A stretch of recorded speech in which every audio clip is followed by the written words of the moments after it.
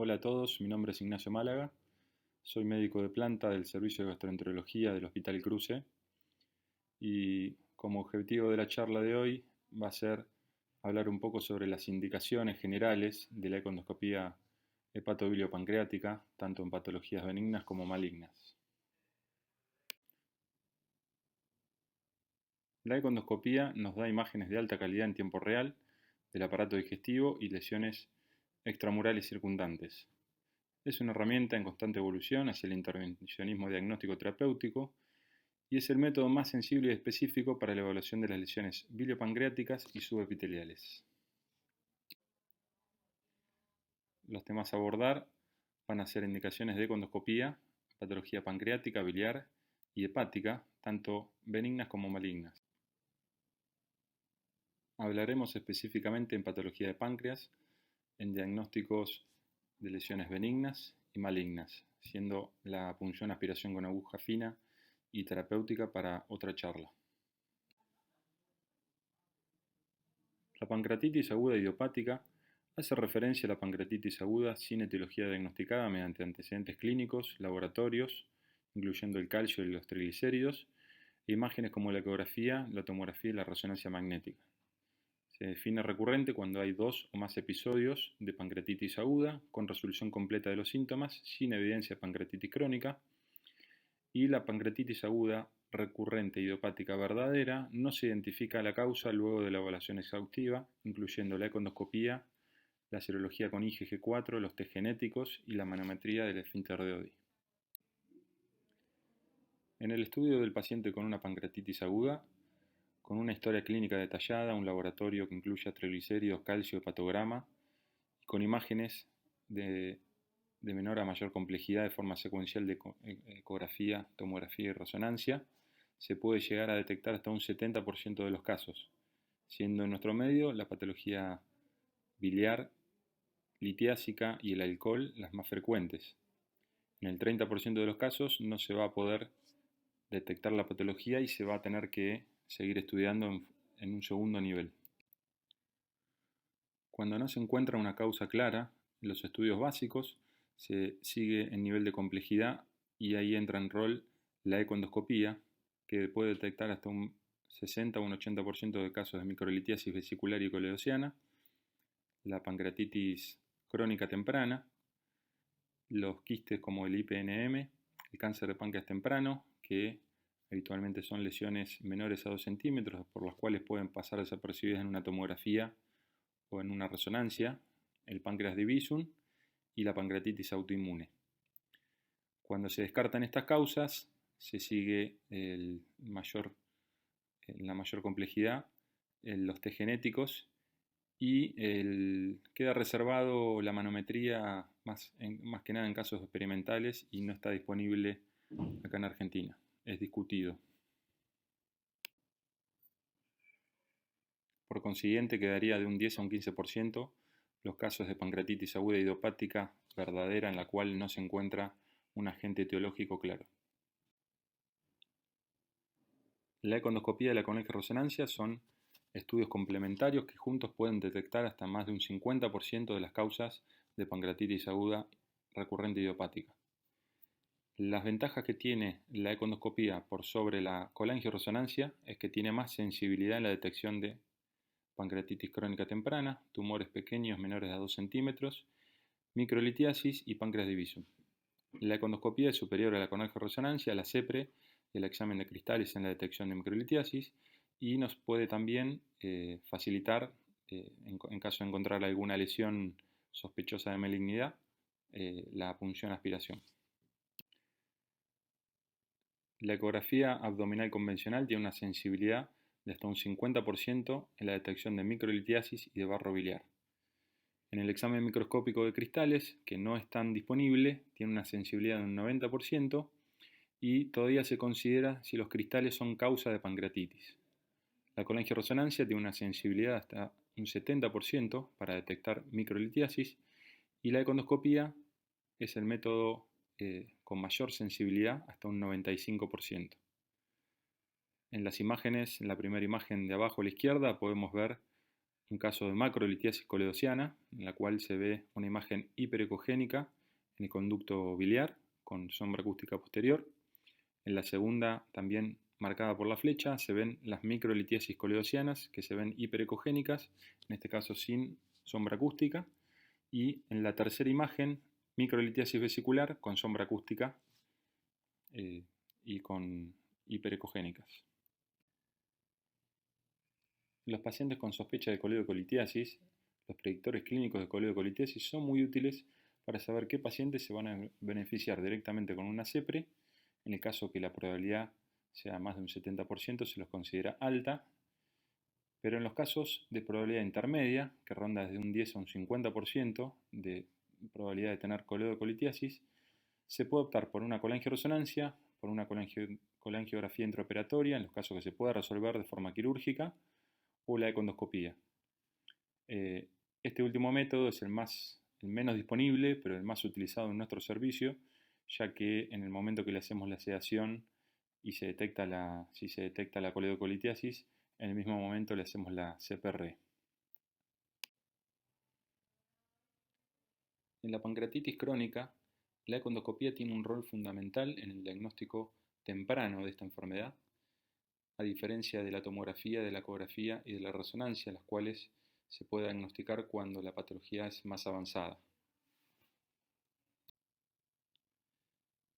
En el diagnóstico econdoscópico de la pancreatitis crónica utilizamos la clasificación de Rossmond, la cual tiene tanto criterios parenquimatosos como ductales, siendo los mayores A los focos hiperecogénicos con sombra acústica posterior, que son calcificaciones del parénquima habitualmente, los mayores B, que es la lobulidad en panal de abeja, que correlación histológica es la fibrosis interlobular, y menores como lobularidad sin panal de abeja, los focos hiperecogénicos sin sombra acústica posterior, los quistes y los tractos fibrosos.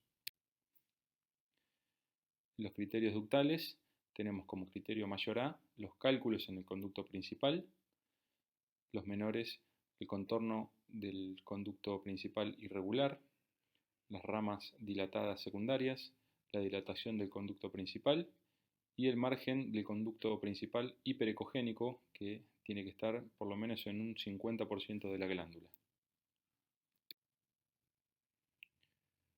Cuando sumamos estos criterios, podemos diagnosticar una pancreatitis crónica de forma definitiva cuando tenemos dos criterios mayores A, un criterio mayor A y un criterio mayor B, un criterio mayor A y tres menores.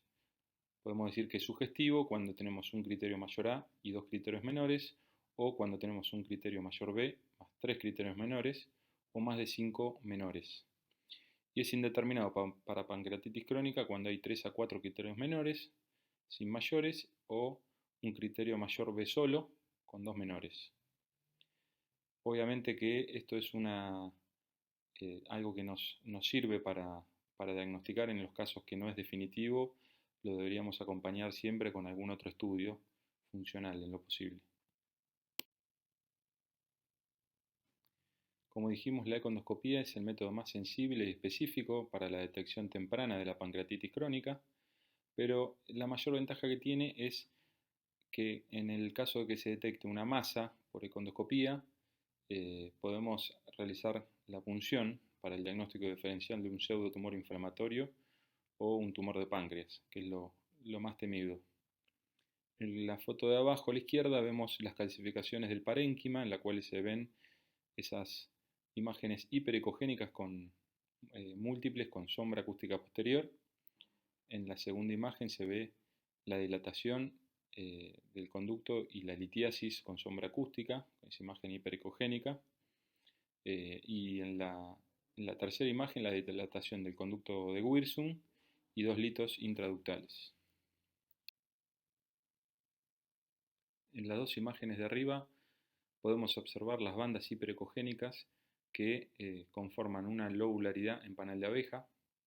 En la foto de abajo a la izquierda se observa en la flecha el conducto de Wirsung, que no está dilatado, pero tiene la pared hiperecogénica, con tractos hiperecogénicos en el parénquima.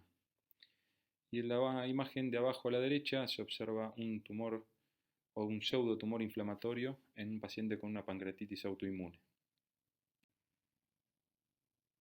Continuando con el módulo de páncreas, vamos a hablar quizá de uno de los temas más importantes, que es el cáncer de páncreas, haciendo solo hincapié en lo que es screening, el diagnóstico, la estadificación y la elastografía.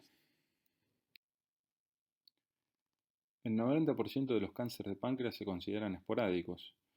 El 10% restante tienen factores genéticos predisponentes.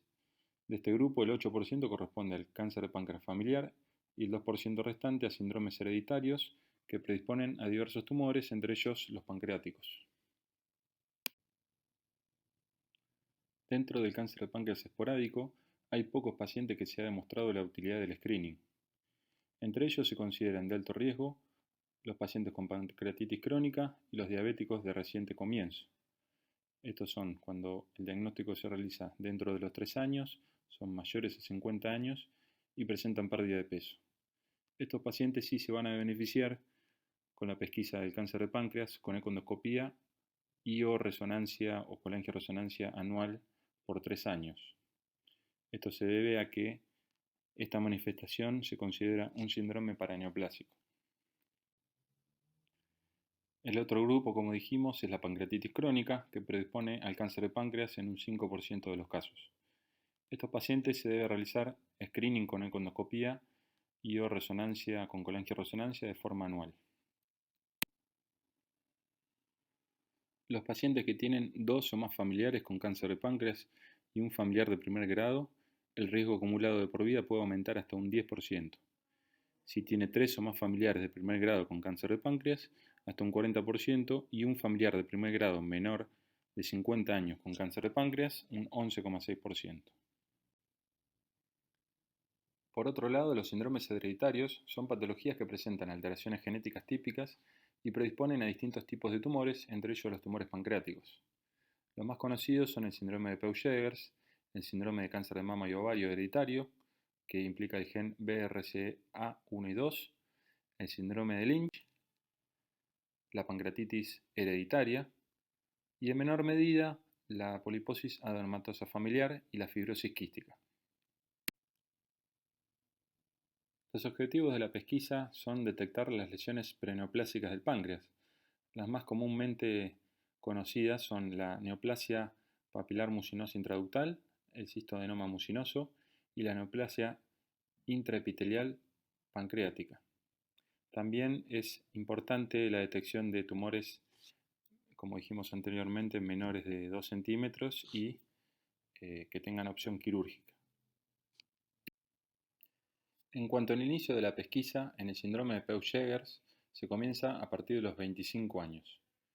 En el cáncer de páncreas familiar y en otros síndromes hereditarios se comienza 10 años antes del caso más joven o a partir de los 40 o 50 años. El método de pesquisa puede utilizarse de forma alternada, econdoscopía y resonancia con colangioresonancia de forma anual. Este es un trabajo que publicamos en el acta en el año 2019 sobre pesquisa de lesiones premalignas y cáncer temprano de páncreas en población de alto riesgo. Fue un estudio prospectivo, multicéntrico y observacional con seguimiento de un año. Incluimos 39 pacientes con un riesgo aumentado mayor a 5 veces o con un riesgo acumulado más del 5%. Los pacientes se les realizaba resonancia con colangioresonancia y econdoscopía con o sin punción. Y en un paciente se detectó una lesión premaligna, que era un IPNM por econdoscopía, y en 2 pacientes con masa pancreática se descartó cáncer con punción, haciéndole una punción, la cual se vio que era asociada a una pancreatitis crónica. Esto lo que nos dice es que no hay que terminar el trabajo, hay que seguirlo para que tenga sentido la pesquisa. En cáncer de páncreas, ¿cuáles van a ser las indicaciones de la econdoscopía? Obviamente, una de las más importantes es cuando hay alta sospecha clínica de tumor, cuando la tomografía o la resonancia es negativa. Eso es para detectar, como dijimos anteriormente, lesiones pequeñas o menores a 2 centímetros. En pacientes que tienen esterosis coledociana o del Wirsum de forma indeterminada, ya sea por estudios de imagen o por CPRE. Cuando la tomografía o la resonancia es dudosa, cuando hay agrandamiento segmentario del páncreas, un agrandamiento difuso de algún sector y no aclara que hay una masa. Para confirmación citohistológica, cuando son lesiones irresecables, cuando hay metástasis o cuando las lesiones son borderline para la neoadjuvancia, cuando se requiere la estadificación para evaluar la resecabilidad y cuando sospechamos que las masas pueden ser producto, digamos, algo diferente a un adenocarcinoma, por ejemplo en los tumores neuroendocrinos, linfoma, metástasis ya sea de mama, riñón, melanoma o pseudotumor inflamatorio. En la estadificación tumoral, en este metaanálisis, la econdoscopía, se puede ver que tiene una sensibilidad para el T de un 85% y una especificidad del 86%. Para el N es de un 69% la sensibilidad y un 81% la especificidad. Y cuando queremos ver la invasión vascular, es de un 85 a un 91% y resecabilidad de un 90 a un 86%. En la imagen de arriba a la izquierda se puede observar una lesión hipocogénica en la cabeza del páncreas que obstruye el colédoco y lo dilata. En la imagen de la derecha arriba se observa el hígado flotando en ascitis y algo que puede ser carcinomatosis peritoneal, esa imagen irregular hiperecogénica. En la imagen de la izquierda abajo se ve una imagen redondeada hipocogénica en el parénquima hepático, compatible con una metástasis. Y en el tronco celíaco se puede ver una imagen redondeada de borde definido, que puede ser, en el caso de este paciente, una adenopatía. En cuanto a la invasión vascular, la econdoscopía, comparado con la tomografía, en este metaanálisis, se vio que en lo que es sensibilidad, tiene un 72% de la econdoscopía con una especificidad del 89%. En cambio, la tomografía es un poco menos sensible, pero igual de específica. Tanto la econdoscopía como la tomografía, cuando queremos evaluar la invasión vascular, son complementarias, pero podemos ver que en la infiltración de la vena porta es mejor la econdoscopía que la tomografía y la resonancia.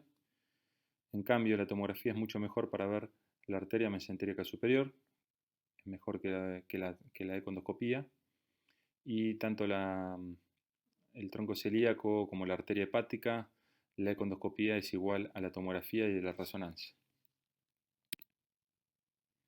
En la imagen de arriba a la izquierda se ve la aorta con el nacimiento del tronco celíaco y un poquito más abajo de la arteria mesentérica superior.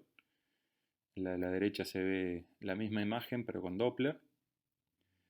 En cambio, en la imagen de abajo a la izquierda se observa la infiltración de ese tronco celíaco por una imagen hipoecogénica y abajo a la derecha se ve otra lesión hipoecogénica mal definida que infiltra la arteria mesentérica superior ahí a nivel del nacimiento en la aorta.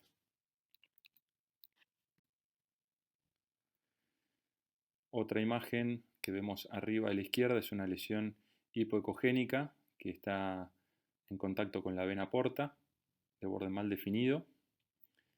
A la derecha vemos otra imagen hipoecogénica que está infiltrando la vena porta, se pierde el plano de clivaje con la vena porta en la pared. Abajo a la izquierda también se ve una imagen, la misma imagen, con la lesión que infiltra la porta y se ve con el Doppler ese crecimiento dentro de la luz.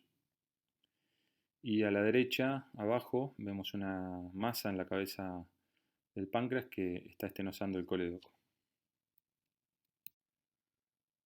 Las indicaciones de econdoscopía con punción, si bien lo vamos a hablar en una charla más adelante, es importante que fijemos algunos conceptos que queden grabados, que los vamos a volver a hablar en la siguiente charla. Básicamente son lesiones que no son resecables o que son borderline o metástasis a distancia que se van a beneficiar con un tratamiento quimioterápico. Cuando el paciente tiene un riesgo quirúrgico elevado, cuando hay duda diagnóstica, como dijimos anteriormente, para confirmar metástasis ganglionar o hepática, y eventualmente se puede hacer diagnóstico de carcinomatosis peritoneal. A modo de resumen, los pacientes con cáncer de páncreas, la estadificación se comienza con una tomografía o una resonancia, la cual, si se observa que la lesión es resecable, se puede optar directamente por la cirugía. Si se dispone, se puede hacer el reaseguro del T y el N con una econdoscopía, y algunos apoyan la punción para descartar otras causas distintas al adenocarcinoma, como ya dijimos anteriormente, que puede ser los tumores neuroendocrinos. No hay un consenso definido, pero algunos prefieren hacer econdoscopía para confirmar la presencia de un adenocarcinoma, que es obviamente el tumor más frecuente del páncreas. En los casos que se observa que las lesiones son borderline, se hace econdoscopía con punción para que el paciente comience el tratamiento oncológico, y si no se dispone, se puede realizar una punción percutánea, que tiene un riesgo mayor de siembra y el rédito diagnóstico es menor.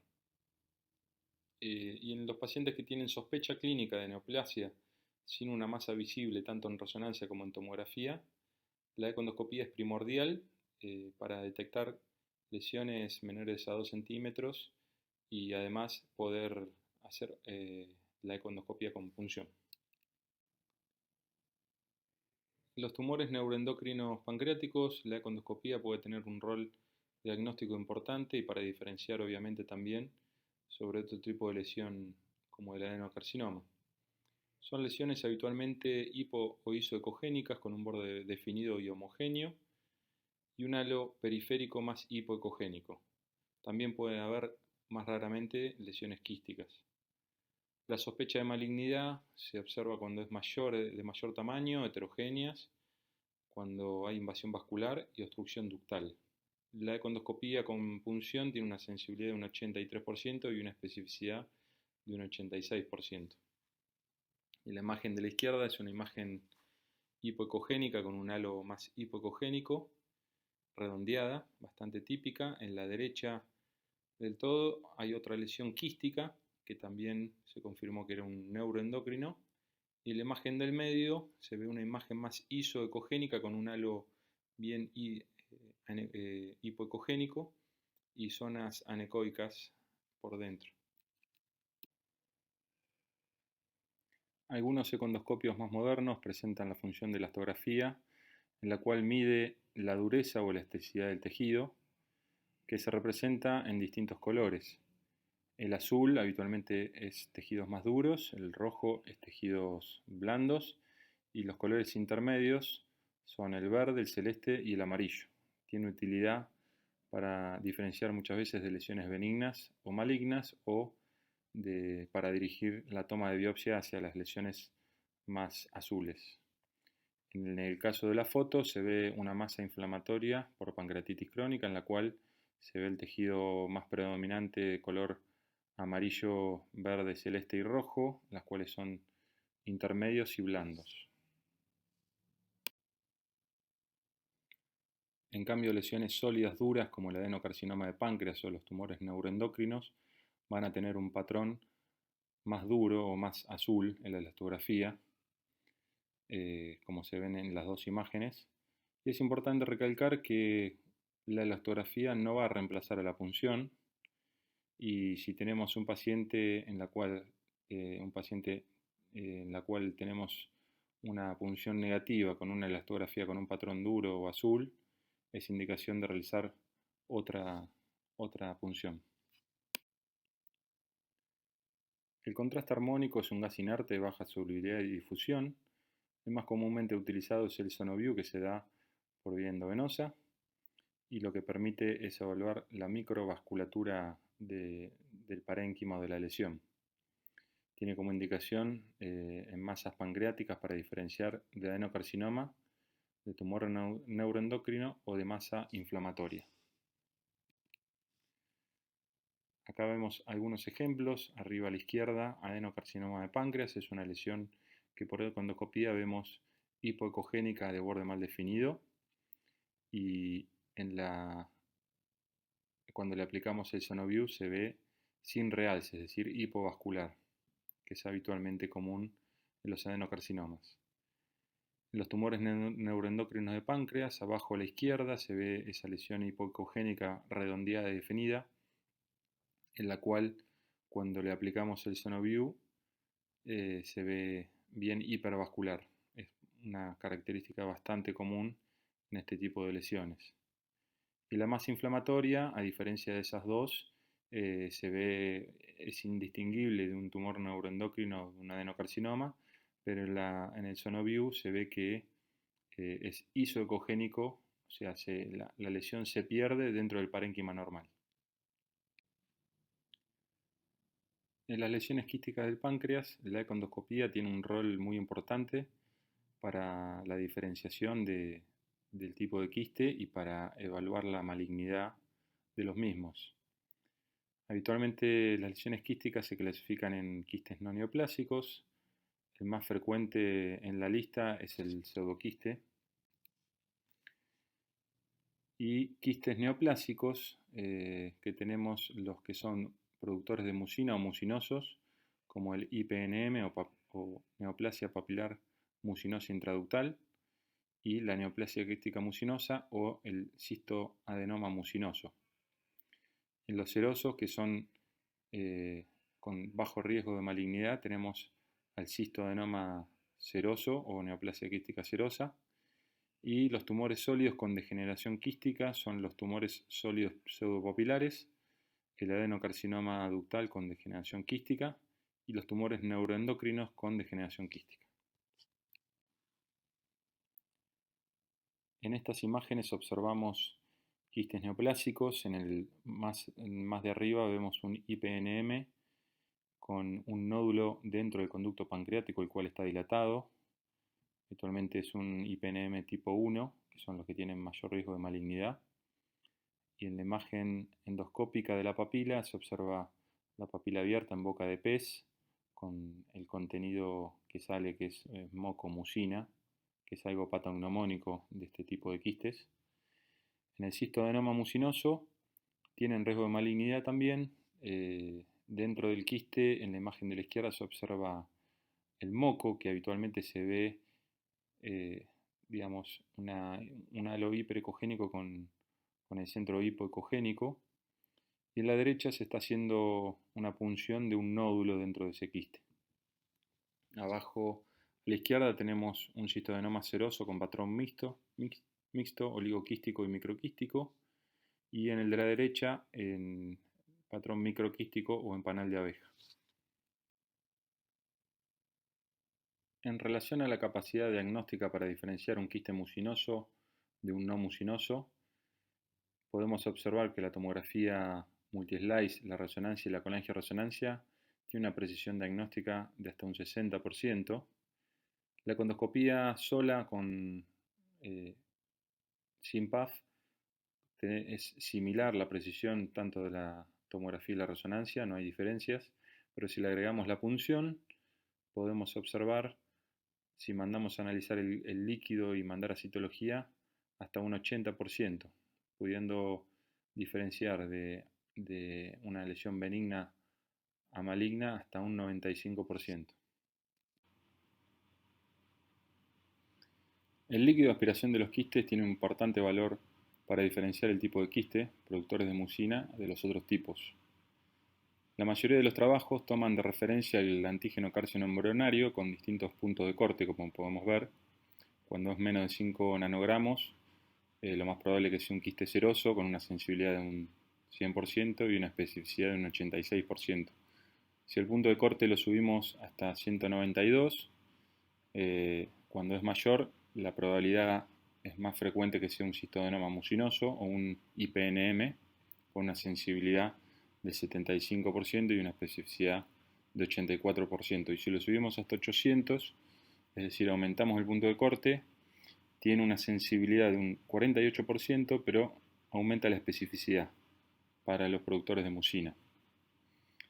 no nos dice para diferenciar de un quiste maligno o un benigno, y la citología habitualmente tiene una sensibilidad de un 54% con una especificidad de 88%.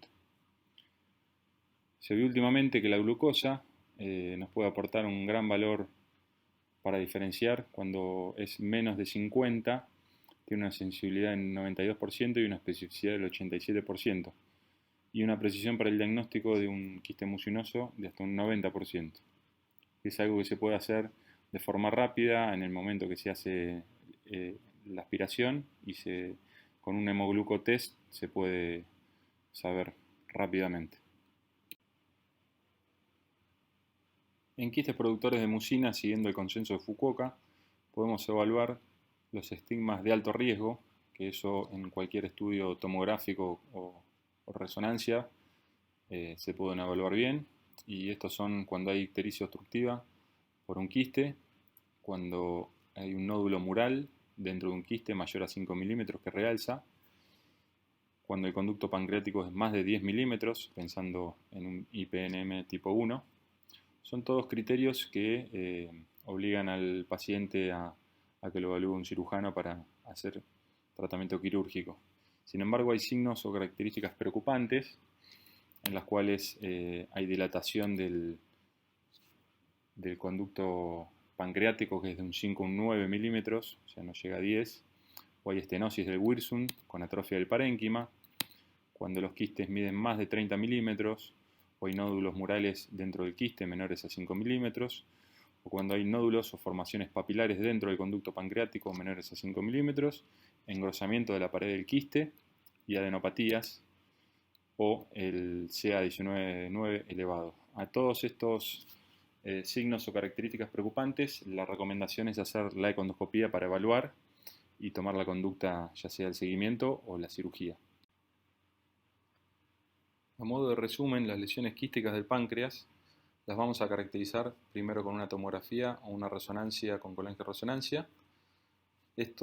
Con esto habitualmente en la gran mayoría de los casos podemos diferenciar las lesiones de aspecto benigno y las lesiones malignas. En ese caso vamos a evaluarlos para una eventual cirugía o hacer un seguimiento, ya sea por otro estudio de imagen o una econdoscopía. Cuando el diagnóstico es dudoso o cuando dijimos anteriormente tenemos signos preocupantes, son pacientes que van a tener indicación de econdoscopía con eventual punción. Básicamente el diagnóstico genera dudas cuando la tomografía y la resonancia no puede diferenciar de un quiste seroso o mucinoso, cuando tenemos que diferenciar lesiones benignas y malignas con signos preocupantes, cuando el conducto de Wirsung se puede ver algún nódulo o queremos ver la comunicación, por ejemplo en el IPNM, diferenciarlo de un mucinoso que no están comunicados, o cuando queremos hacer el control evolutivo de las lesiones a los 6 meses o al año. Así todo, hasta un 20% de los casos, el diagnóstico de los quistes es indeterminado, no lo vamos a poder diferenciar, entonces va a requerir un seguimiento un poco más estricto.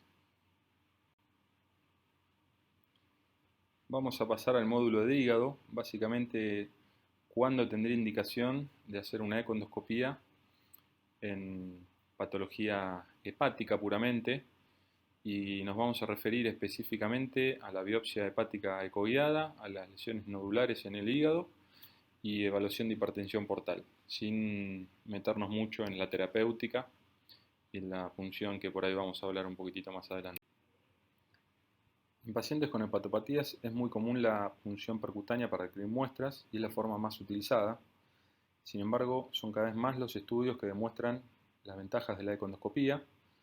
Por ejemplo, que no requiere cooperación del paciente, podemos aplicar Doppler para poder evadir los vasos, se puede punzar tanto el lóbulo izquierdo y el derecho, se puede hacer múltiples pases, tiene una baja tasa de efectos adversos, alrededor de un 2,3%, y se vio que no es inferior a la biopsia percutánea tanto en el tamaño de las muestras, que tienen que ser más de 30 milímetros, y abarcando triadas portales no menor a 11, y en éxito diagnóstico es de un 94% habitualmente.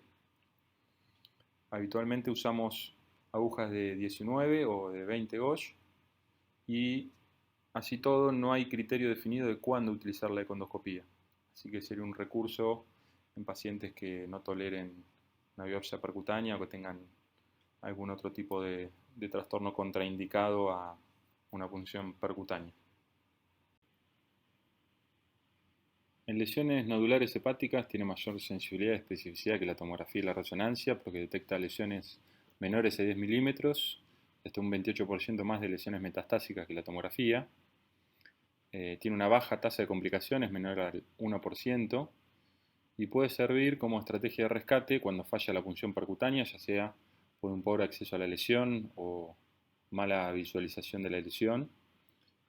Cuando hay ascitis o cuando la muestra es escasa, tiene un éxito técnico de un 93% con un rédito diagnóstico del 83%.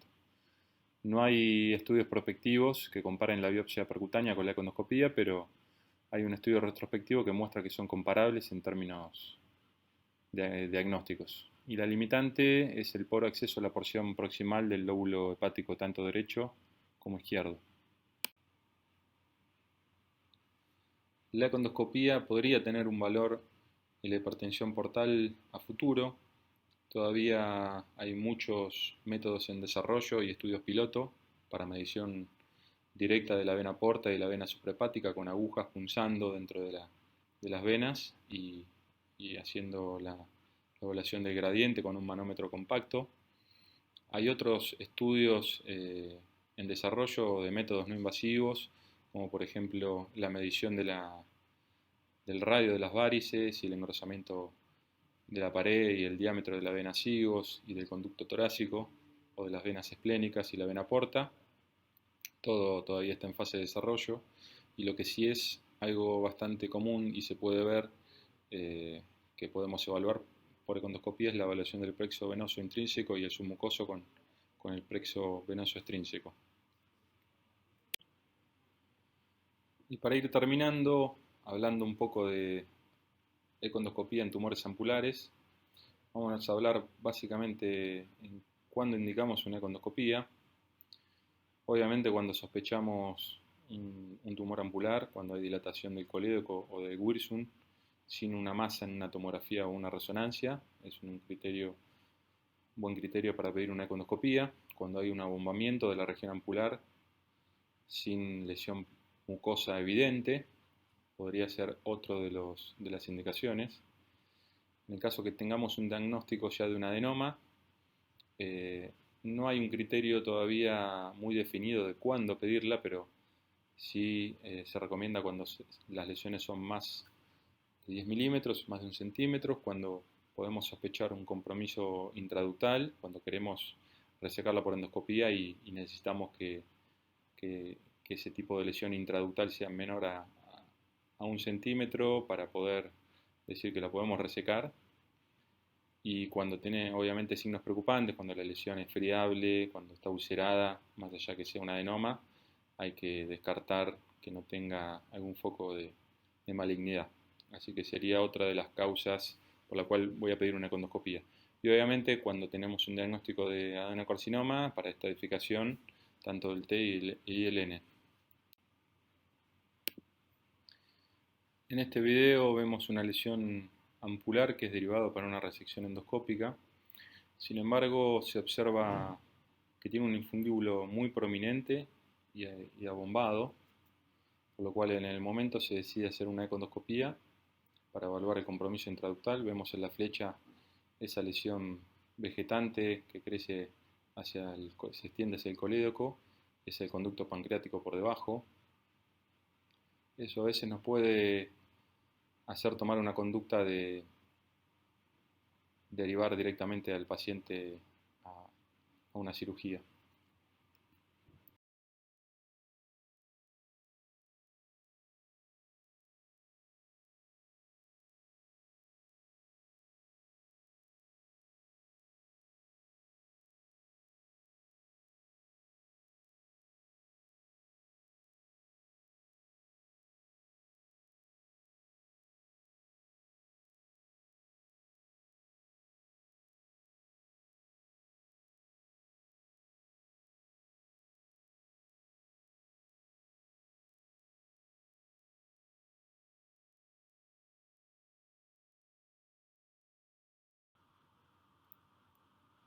Sin embargo, la econdoscopía a veces no es tan precisa, ya sea porque es un método operador dependiente, pero a veces una subestadificación de la invasión de la capa muscular duodenal puede ser hasta un 15% cuando hay invasiones microscópicas, o una sobreestadificación cuando se ve pancreatitis peritumoral. Hay algunos artefactos que pueden interferir en la econdoscopía, que es procedimientos en la vía biliar previos, como la esfinterotomía reciente. Por la inflamación, esto va a simular pseudópodos, entonces eso nos puede simular una lesión o un tumor y nos va a sobreestadificar la lesión. Y el stent, por interferencia de la sombra posterior y la aerobilia, eso nos va a distorsionar los planos tisulares y va a disminuir la precisión del T. Como podemos ver, la econdoscopía en la estadificación del T y en N es superior a la tomografía y a la resonancia. Sin embargo, son estudios complementarios para la evaluación del compromiso vascular y de metástasis, como hablamos previamente también en cáncer de páncreas. Y acá la ecografía intraductal, que es a través del duodenoscopio hacer la econdoscopía intraductal, no está disponible, pero es un método muy específico y muy sensible. Bueno, y terminando la charla con algunas conclusiones, podemos decir que la econdoscopía es muy útil para el diagnóstico etiológico de la pancreatitis aguda idiopática y el diagnóstico temprano de la pancreatitis crónica. Es una herramienta indispensable para el diagnóstico y la estadificación con punción, aspiración y para el diagnóstico diferencial de otras neoplasias. La elastografía y el contraste armónico son métodos adyuvantes que mejoran la precisión diagnóstica de la econdoscopía, pero no reemplaza a la punción. En las lesiones quísticas del páncreas permite diferenciar entre los distintos tipos de quiste, el análisis del líquido si se requiere y evaluar los signos de alto riesgo de malignidad. Muchas gracias.